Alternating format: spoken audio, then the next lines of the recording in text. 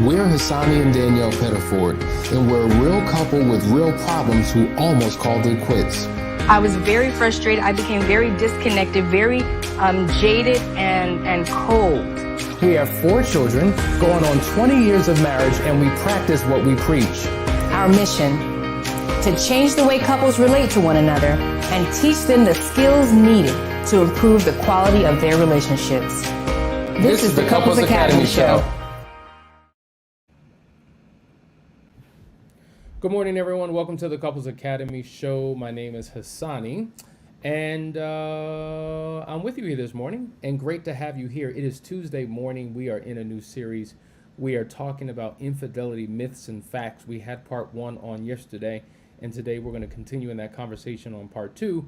But before we get started, I just want to let you know that many of you have been registering, and so at this point, we only have 2 slots left. We want to make sure that if this is something you want to do, you sign up, because once it's filled, it's filled. We got to keep the capacity at a certain number to honor COVID restrictions. But Audacity of Marriage Retreat, July 15th through the 17th. July 15th through the 17th. You do not want to miss it. Last time it was amazing. It's going to be even more amazing today. Every single time Danielle and I talk, we have new ideas and new concepts and new things, new experiences that we want to share with the couples. And so we're excited that there are people coming from all over the United States, the West Coast, the East Coast, the North, the South, even some local here, and staying in the hotel. When you stay in the hotel, it's an amazing experience because you don't have to have the interruption of work, of kids, of all those other things. And so listen, guys, we want you to participate in this July 15th through 17th, just 2 weeks away, Audacity of Marriage Retreat. Let's take a quick look at the video.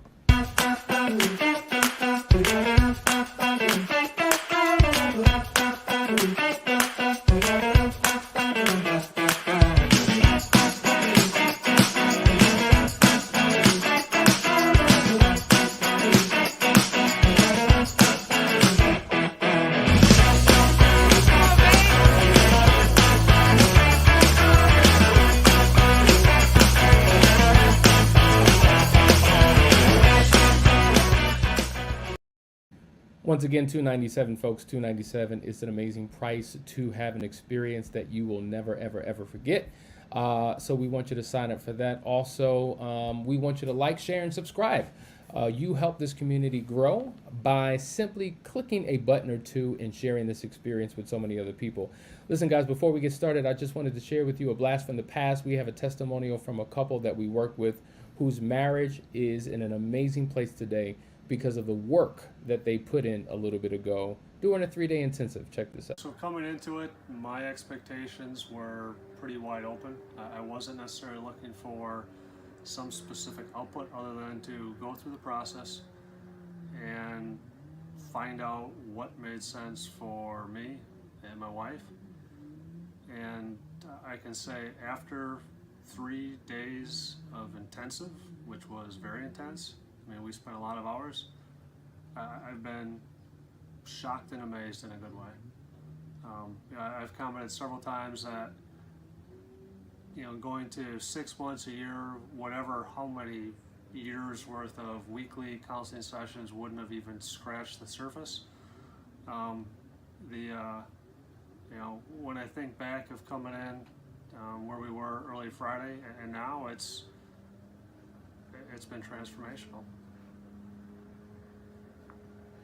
For me, I had lost hope in our marriage, and I felt this was a last-ditch effort, and I was surprised and amazed that he would join me, given his personality, that he's engineering and analytical, that he would delve into the feelings, but the process is what made the difference. And you, Hassani, was your genuine, kind heart and your formula that helped us both tap into so many elements. We've had a 25-year run, and we were derailed, and we were able to say things to each other that we haven't said in years, and we were able to recapture the essence of what we once had and know how close we were to losing it and what life would have felt like and looked like without each other and our family, and be so grateful for what we now have to look forward to. We're starting our second marriage with each other. The other thing I'll add, the process was great, but without the right person to facilitate, I don't know that we would have gotten where we are. You know, I can say that, you know, you did a great job. I mean, I never once felt you were taking Julie's side. I don't think she ever felt you were taking my side. Both of our voices were heard. You asked clarifying questions when you needed to. You know, you as a catalyst, you know, really helped to make this a very productive 3 days.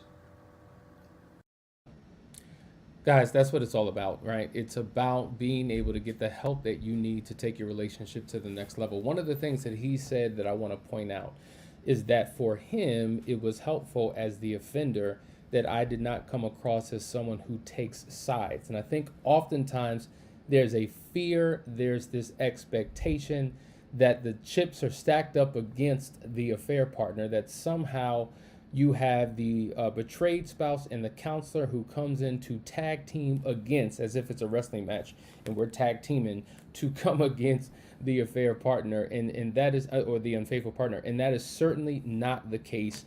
You have to have someone who is non-biased, someone who is balanced, someone who is fair. So whoever you are working with, if it seems as though they are leaning in one particular direction, you may want to reevaluate, because at the end of the day, it's about getting you both on the same page, making sure that you're going in the right direction. And one of the biggest misconceptions that we hear when it comes to infidelity, that somehow it is all one person's fault for where the relationship is. And that is simply not the case at all. I think it's important for us to understand that there is a vulnerability in the marriage. There are these relational patterns that people experience in their relationship that creates hardship, that creates vulnerability, that creates an opening for other things to occur. And so the possibility, dare I say probability, of an affair taking place is high, or the probability of a divorce taking place is high.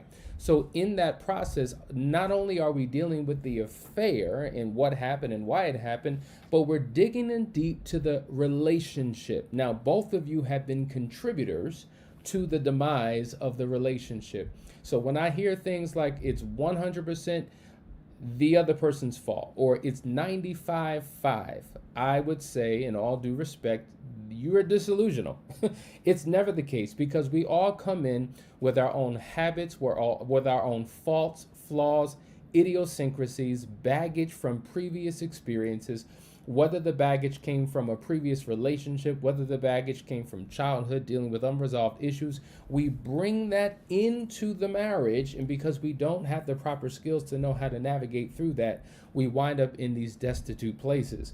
And then we're trying to figure out, how do we turn things around? And so this is why we say that the key to your marital restoration is your what? Your personal transformation. That when you deal with you, right? When you deal with your own stuff, your own baggage, your own issues, the marriage will automatically benefit. Think about the last time you've been on a plane, folks. The last time you were on a plane, when you arrived at the airport, the first thing you had to do is you had to check your baggage at the gate. And then you went to the TSA, and then you went through the radar system, and they scanned your body, your person, to make sure that there was nothing harmful to the other passengers on board. But you had your carry-on, right? So all of us still bring something into the relationship from our past. We got that carry-on bag or baggage that we bring into this new relationship, and we hold tight to it. We don't let it go. And that could be the very thing that deteriorates the relationship. So when we're talking about the 3-day marriage intensive or weekly sessions or whatever process you choose, we have to deal with the affair, but the affair shines a light on the relationship in terms of what's wrong, what's missing, what needs to be changed, shifted, and directed, so that people can begin to show up in a completely different way. Listen, we are going to go into today's topic, but we have questions and comments already. But before we do, I just want to acknowledge some of the people who are here with us this morning. So good morning to Mr. Dispatcher, Kat, Monica, J, JD, Toots, LaShawn, Stacy, Lyra, Candor, DC, Touré, Chichira. They're all in the house. Lakedra. Listen, guys, we're happy to have you on. We're going to probably start these points on the other side of this break. Stay right with us. We love you guys. We're here for you. Let's get it.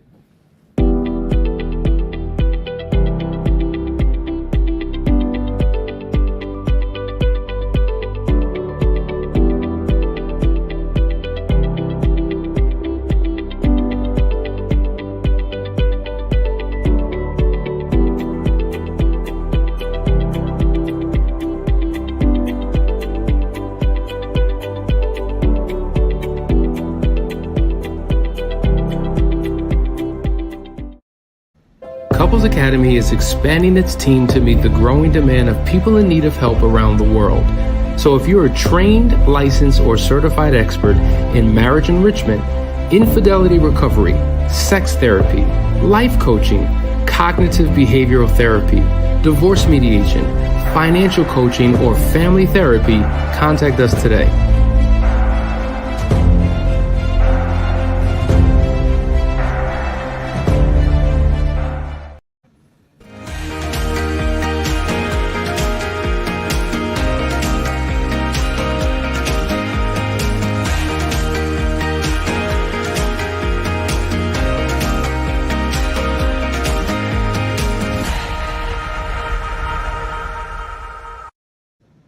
Hey guys, we're back. We're talking about infidelity myths and facts, and we want to get into the conversation to begin to unpack this for you in a way that you can clearly understand.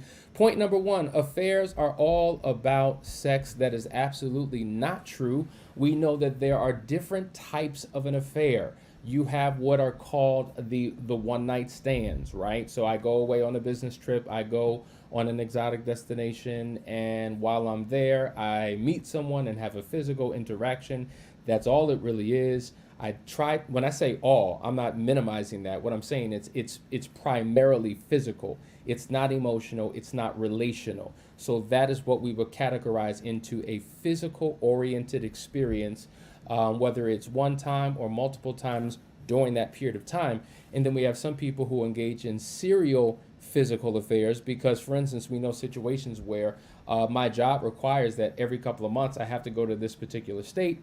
And so when I go, there is that individual that I connect with or random individuals that I do not know, but I use it as not just work, but leisure. That is what we will call the physical affair. Then you have what is emotional entanglement, right? Emotional entanglement, generally speaking, has nothing to do with sex at all. And many emotional affairs are never, I have to correct myself. Many emotional affairs do not result in sex. However, they can be sexual. Well, what do I mean by that? When you talk about the three components of what makes up an affair, number one, you're talking about emotional involvement. We talked about that before. Either I like you or I like the way that I feel when I am with you. That's the emotional involvement. Sexual energy means it may not wind up being a sexual relationship, but there's a sexualized nature to our conversation, a flirtation, a back and forth banter, of what I would do if I could do, but I can't do, so I won't do, but yet there's the desire there. We've said this before, infidelity has more to do with desire than it does sex. Do you understand? There's a desire, a craving, a longing for. And for some, that manifests into a sexual affair. For some, they're desiring and craving and longing for a feeling, newness, romance, connection, feeling attractive. And through your lenses, I feel a certain way that I don't feel in my relationship. So number one, emotional involvement. Number two, sexualized energy. And number three, secrecy. Shh, we can't tell. We have to be clandestine. We have to kind of hide, right? We have to compartmentalize our lives. We have to live a double life where we don't let the world know what's going on, right? So those are the three components of an affair. So it does not necessarily equal sexual intercourse. And this is where the mistake happens, because many people who are involved in emotional affairs, or what we would call close call relationships, don't think that they're doing anything wrong because there is no intercourse. But let me tell you, if you have given your emotional energy, sexual energy, or social energy to anyone else outside of your covenant relationship partner, that is a betrayal. Now, whether you want to get into, well, was it infidelity? Was it cheating? Was it adultery? Like, we have all these different terms and all these different definitions and interpretations of what they mean. But at the end of the day, it's all the same thing. So no, it's not only about sex. It can be about other things. So either A, I'm looking for something I don't have, or I have everything I want, but I'm looking for something different, or C, 3, whichever was it. Did I say 1, 2, 3? 1, 2, 3, ABC, doesn't matter. I'm looking for a different side of myself. I'm looking for someone different within me that I can't experience, or I have not experienced in my relationship. So I venture out to experience a different side of me. So if I'm pretty conservative, this relationship brings out the risk taker in me. You see what I'm saying? So there's different, think about a diamond. A diamond has different sides and edges to it. Likewise, we as human beings, we have more than one side. We're not one-dimensional. And oftentimes, these affair relationships, unfortunately, bring things out of us that we've been longing for, because we get stuck in a relational pattern. As a couple, we don't do that. Or as a couple, these are the things that we do. And we stay within this framework. And so anything outside of that framework is foreign and uncomfortable. And what's going on and who are you? And like, for instance, I have a couple right now, and one of the partners is saying they're scared because their spouse is actually changing. And when we began to unpack the changes, the question was, are these changes detrimental to the relationship? Are these changes morally wrong or bad? Or are these changes scary because you're seeing a different side of your partner that you never saw, number one? And with these changes, there's no personal benefit to you. So for instance, as an example, one of the changes, they're pursuing a degree. They're taking on a new hobby, just great things that any individual do. But because there's no space for me in that hobby or in that career pursuit, I'm scared of the change. I'm nervous about the change because I don't see me in that experience. And so oftentimes we may misinterpret what someone is doing as wrong or bad because of how we feel about a certain thing. But anyway, these are the things that we're talking about in terms of the myths and the realities of why people do what they do, why they cheat. Let's go to the next one. The affair partner must be better than the spouse. That's a common belief that typically the betrayed spouse has. So then the question would be, well, she must be prettier than me, right? She must have a better body than me. Maybe she cooks better than me. Maybe she has a better personality than me. You know, maybe he's more athletic than me. And somehow we think less of ourselves and more of, through our lenses, who this other person would be. For why would they choose that person over me? And so this is why the affair is such a blow to a person's self-esteem and self-worth. It really is. I mean, think about it from this perspective. Let's take a physical interaction or emotional connection with another human being out of the equation. Let's just take a spouse who engages in viewing of pornography. Well, man, so that's what you like? Oh, okay. That's what you like to see? Now I'm looking at me in comparison to what you're looking at. I don't represent, I don't do what you see and experience in that. So it makes me feel as if I'm not worthy, I'm not good enough, and somehow I'm lacking in what it is that you desire. It's a shot to the self-esteem. And so that's why engaging in pornography is so destructive to your spouse. It's destructive to you too as well, but definitely has a significant blow on your partner. And some of us say, well, it's just porn. What's the big deal? Well, what is the long-term and short-term implication that it can have on the relational connection dynamic, the sexual and emotional intimacy, the willingness to be free and open to engage? It can tremendously impact it in a negative way. That's why we have to be mindful. We have to be mindful of how we're showing up. And so it's no longer about me. If I'm married, I have to consider we. Remember, it's the team of we, not just the team of me. All right, guys, we have time for one more break. We're going to go to your comments on the other side of this. Stay very tuned. Stay right there. Stay tuned. We'll be right back.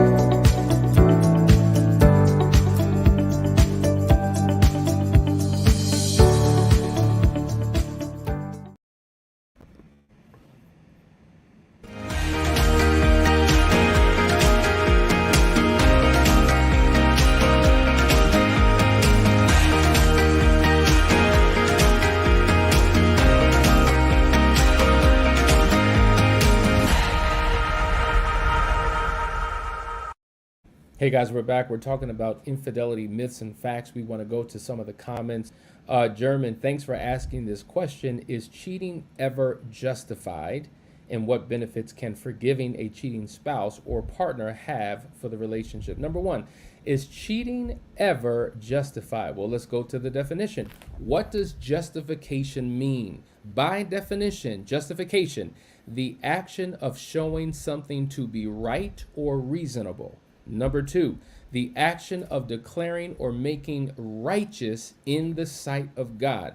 So by definition, absolutely not. There's nothing that is justifiable about cheating. We talked about yesterday, if I truly love you, we're talking about agape love. We were going through those definitions. It's possible that I can have a caring love for you. It's possible that I can have an emotional, erotic feeling towards you, but not act in love, right? So love doesn't seek to do harm or evil. Love protects. Love is not self-seeking. So I think there's a difference between things that we feel and actions that we engage in, right? There's a major difference. And we want to make sure that they are all in alignment. For if I feel this way, I must do this. Even the Bible says, Jesus says, if you love me, obey my commandments, right? So you're telling me that you have a love for me, but when I give you laws and principles and guidelines, do you obey? Now, of course, we're humans and we do stumble and we do fall, but at the end of the day, is it a mistake? Is it an occasional blunder, or is there an intentional effort to do a particular thing because of whatever reason? So no, nothing is justifiable about infidelity on any level. Are there reasons for it? Of course. But reasons for doing what you do and justifying what you do are two completely different things. There are 1,001, a million, zillion, infinity amount of reasons. But are the reasons justified? Absolutely not. What we have found is that overwhelmingly, the reason why a lot, not all, a lot of people wind up engaging in some type of an affair is because there was an emotional breakdown. They couldn't have what was considered healthy conversations to identify, to wrestle with, to resolve issues. And a lot of times they internalize themselves, they separate themselves, and rather than connecting with their spouse, they found someone else to connect with. That's a lot of the reason. But even when relationships are great, you've dotted every I, crossed every T, you're in a very good place. Some people just, for whatever reason, ventured off because they were looking for something different. All was well. And so we see that cheating is oftentimes associated with entitlement, privilege that we think we should benefit from. I make enough, so therefore I should be able to have the life that I want. I'm old enough. I've reached a certain age where I don't want to have any regrets and I just want to live life to the full. There's not necessarily a moral compass that dictates and determines that these particular actions are wrong, or we're caught up in our feelings and then feel the pressure of experiencing something in the relationship to be happy, because at the end of the day, listen, I'm here to be happy, and whatever makes me happy, I'm just going to go ahead and do it. There are many reasons. You see these reasons, but are they justifications? Absolutely not. And so in that intensive, we go into the why, because when we dig deep inside of the why, it helps both individuals to be able to begin the healing process. Because once we can uproot it, think about if you have a cavity and you have to get a root canal, right? I think they dig in, they get the root, they put, that's what we're in essence doing. We're getting to the root of the matter, the heart of the matter, because once we've determined what that is, and then we come up with a plan and a strategy and build a wall of protection around that particular why, protecting you from yourself, protecting your marriage from yourself, and then making a commitment to show up in a different way, you can get past it. So I hope that answers your question. It is not justified. The second part of your question, what are the benefits, or what benefits can forgiving a cheating spouse or partner have for the relationship? Well, let me tell you something. Let's talk about what happens if you don't forgive. If you do not forgive, you will suffer internally. You will deal with emotions. You will deal with bitterness. You will deal with resentment. You will build up a wall. You will create, or not create necessarily, you will help maintain the emotional disconnect between you and your partner. You will suffer because you're constantly revisiting that particular experience in your mind again and again and again, living in the past. You will hold up permanent residence in that past reality. And as long as you're thinking about the past and meditating on the past and going back to that past place, you're reliving the same pain that you experienced in that past moment. So now you're carrying that pain with you everywhere you go. As you look at your partner in the present, you're looking at your partner through the lenses of his or her past, continuing to imprison them for what they once did. And for those that do begin to do right, that do turn a new leaf, right, that do become who they're supposed to be, you can't see it because you're still trapped in that past experience. And so even when people have gone to prison and served time and got out, they become institutionalized because of what they experience in that prison. But also, it's even when they're free, they're still in prison because there's so many consequences that they have to face as a result of having a record in the first place. It's a struggle to get a job. It's a struggle to pick yourself up off your feet and begin to be productive in society because of all the obstacles that are against you. Now imagine being in a relationship where you have done wrong, and then you began to do the necessary work to become the best version of yourself. And now you are who you should have been from the beginning, but your partner refuses to forgive. Well, guess what? You're in trouble. So forgiveness is a two-way street. There's things that both of you have to do to embrace forgiveness. But when you do forgive, you are able to release. You are able to let go. Forgiveness is, I heard somebody say this, it was so powerful. It's giving up the hope that the past should be any different. I'll say that again. Forgiveness is giving up the hope that the past should be any different. Oftentimes we live in regret. We live in I woulda, coulda, shoulda. We live in why would I allow myself to do X, Y, Z if only I could change my past. You cannot change your past. When you're looking in the past, you are in the passenger seat. But when you're looking into the future, you are in the driver's seat. And when you fully embrace forgiveness, you're able to have a life that you've never had because you take on a new disposition, a new attitude. You begin to release things. The wall comes down. You can develop the intimacy that you should have had from the beginning, or maybe you did have and haven't had in a long time. It allows you to be free. It pardons your partner. And there's a system of accountability that's built into that relationship that allows you to move forward. Imagine running a race. You're running in a marathon, but you got 50 pounds on your back. You will not make it. And oftentimes, unforgiveness leaves an emotional weight that is heavy and doesn't allow you to move forward. So when you begin to fully embrace this thing called forgiveness, it changes not only you, but it changes your marriage. Remember, the key to your marital restoration is based upon your personal transformation. And when you release and when you let things go and when you begin to forgive, you heal your relationship because you've ultimately healed yourself. Guys, you're watching the Couples Academy show. We're going to continue this conversation tomorrow, part 3 of Infidelity Myths and Facts. Hopefully you're getting something out of it.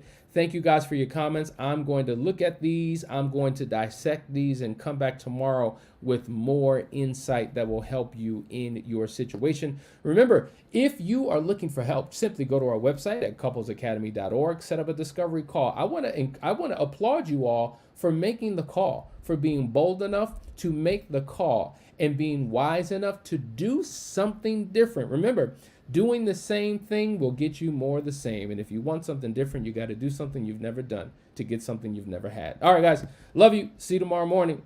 Take care.